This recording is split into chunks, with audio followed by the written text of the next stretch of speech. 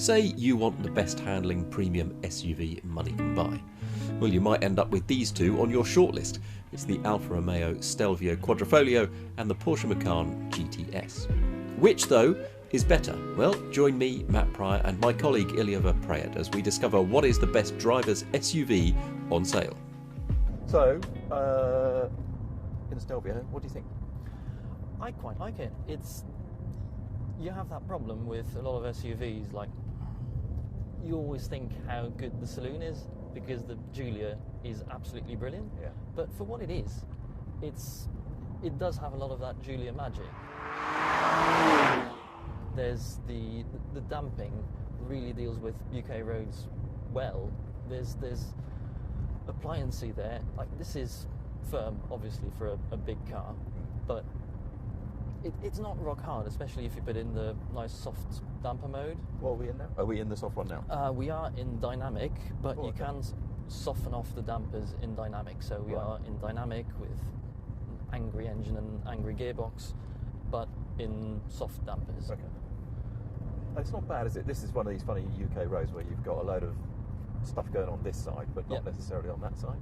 Yeah. And it's all right, isn't it? It's not a load of head toss and that sort of stuff. I'm sort of in here thinking it's not doing what Giulia does, but I mean, of course it doesn't. No. But I wonder whether people, wanted a fast Stelvio because they know how nice the Giulia is, and they go, "Oh, can you make me one like that, but just taller and nicer, please?" Yeah, I do wonder how much fast SUVs are sometimes missing the point a little bit, because people might buy them and just want something that goes quickly and looks like an SUV and looks angry. But if they really care about the dynamics that much, they will just buy a Giulia. Yeah. So a lot of these fast SUVs try to please people like us a little bit too much, who really care about dynamics, are a bit too uncomfortable and a bit too uncompromising. But actually, I do think this strikes a nice balance, because the suspension is so good, and yes, it is firm around town, but it's absolutely livable, I think. Yeah. It's not too noisy either. It's a bit quieter than a Giulia on the motorway. Okay. It's got that. It's four-wheel drive, but most of the time it's actually just rear-wheel drive until it senses that you might need a bit of front drive to help you out. Yeah.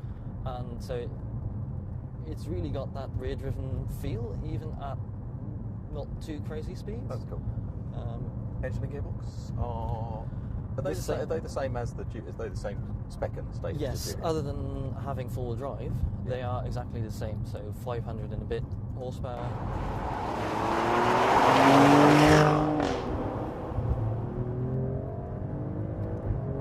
And quite a fruity, barky exhaust note.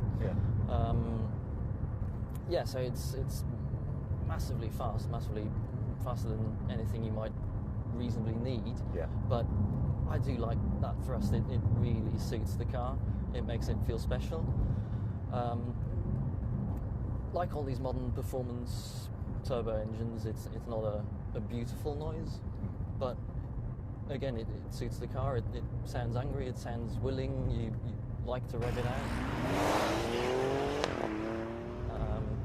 And that's the good thing about these 8-speed automatic gearboxes, they can gear them fairly short. Yeah. So second tops out at around 60 miles an hour, so you can actually go between second and third on the road without going over the speed limit too much.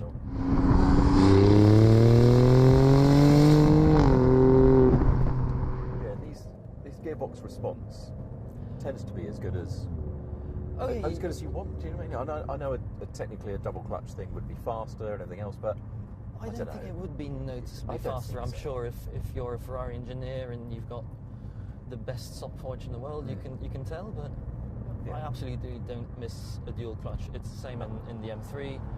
It shifts as fast as you like. The response from these lovely metal paddles is really good as well. Yeah. And I do think that actually, from an old-fashioned torque converter auto,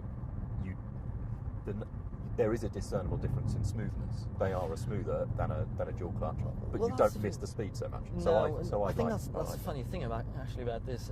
When you drive it in town, it can be a bit lumpy in really? the way it grabs at the torque converter.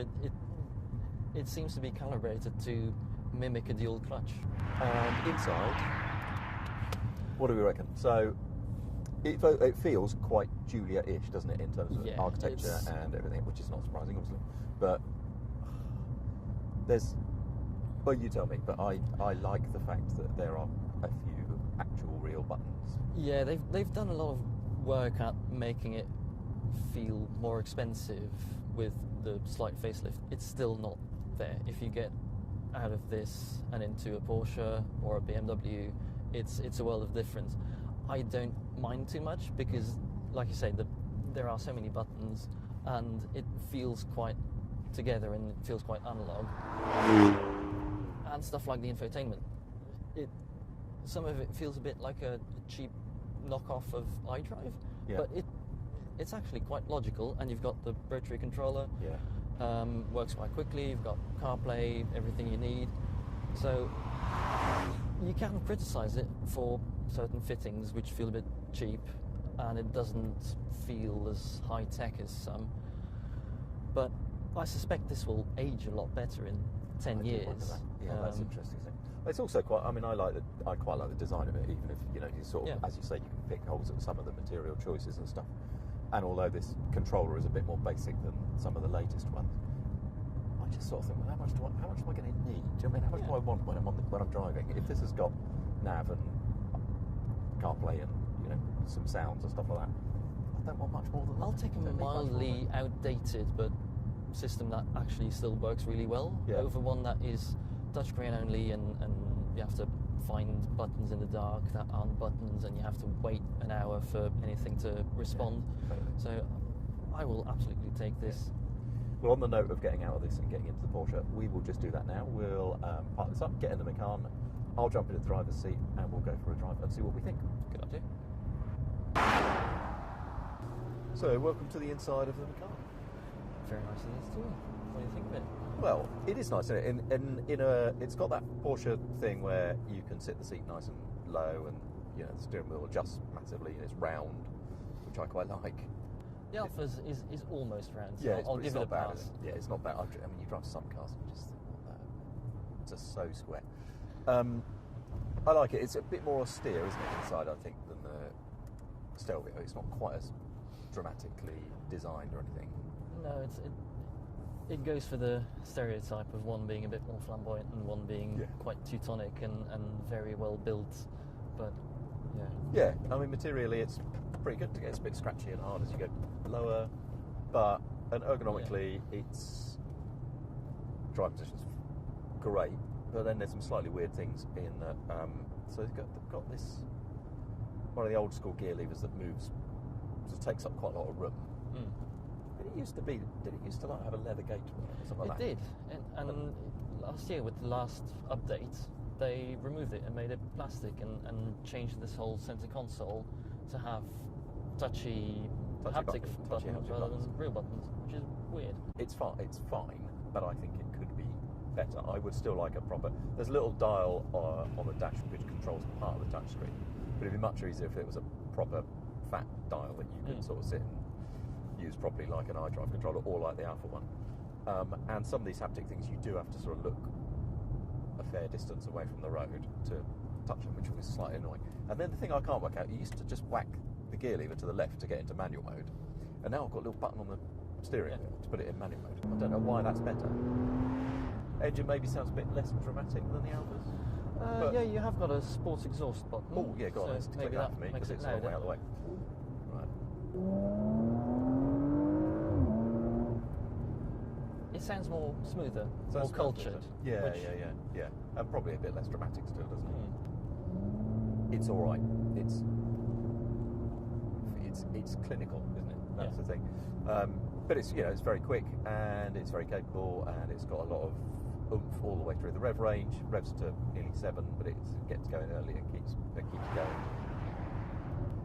You don't sort of notice any lag per se, but what you sometimes notice is it just takes a while to kick down, so you might just want to sort of just grab it. How is it that slow? Does it have a sport mode that you can make it a bit more alert? You can change it. You can change the drivers. You can put it into sport. But my problem with autos in a sport mode is that this, and also it's got this little button which puts it in sports response, so it'll put you in a good gear for overtaking, and it holds it for 20 seconds, which I like quite a lot. But the thing I find about leaving a gearbox in sport mode is that it'll sort of sit when you get It'll on cruise at 4,000 RPM. Yeah, exactly. And you just think, come on, just, I don't need to. I mean, the nav knows when a corner's coming up, and the cleverest cars these days will take nav information to choose gears as you brake towards a corner and things like that. And it just, sometimes you just think, oh, just please shift up a gear, because it just sits one too low. But anyway, it's fine. I like it. I enjoy it. It makes a nice enough noise. It goes well. It's quite nice, isn't it? It does what it ought to do. With the latest update of the Macan, Porsche's done something odd where there's no turbo anymore, but the GTS is basically the same as the old turbo. Do you miss a faster version? Do you miss a turbo version? I don't think so. No. I mean,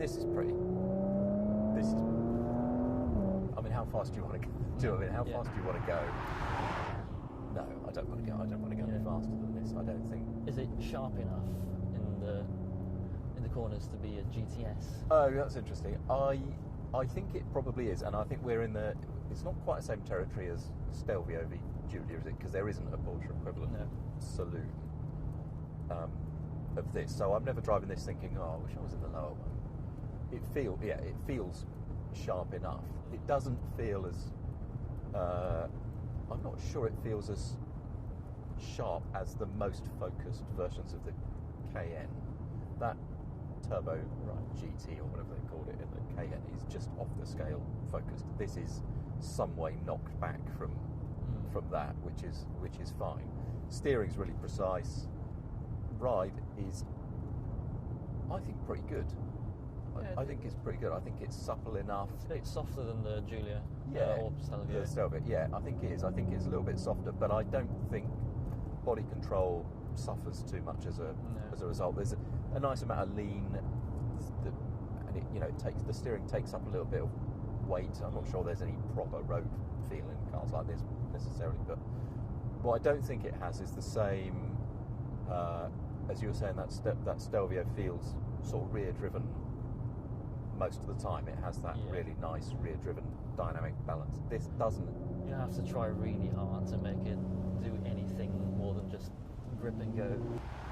Yeah, it just feels like a very solid, almost like a 50-50 thing. It just feels very sturdy. And it will shuffle power around front to rear, whatever, but it does,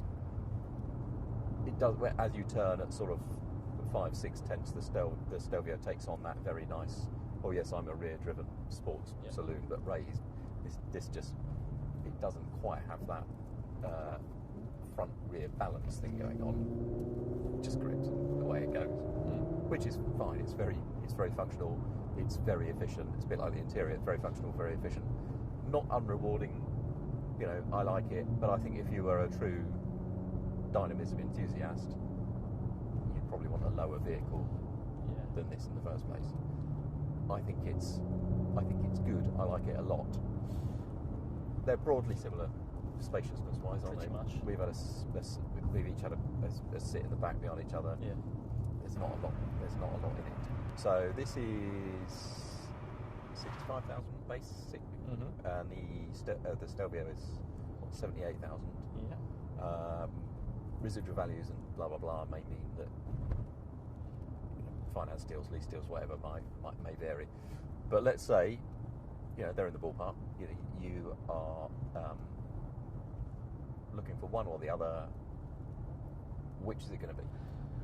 Well, the honest but unhelpful answer is a Giulia Quadrifoglio rather than Stelvio. That's the correct answer, yes, I think. Sadly. But out of these two, I think the Porsche probably fulfills the do everything every day fast SUV a little bit better. It's got a slightly wider breadth of ability. You've got, I think this is on air suspension. It's a bit softer in comfort mode, and it's still really good to drive in the corners, and it's still fast, and it sounds quite good. So this is probably the better car, but as ever with these Alfa Romeo versus a rival questions, the Alfa is just a lot more interesting. It is better to drive, and I think it's better looking.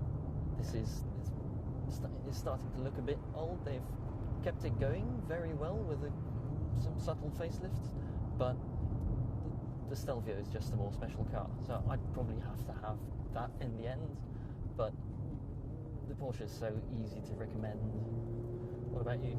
I feel very similarly. I think the interesting thing I was just thinking and then you thankfully said it, which is what I also think is, I think this is probably the better car.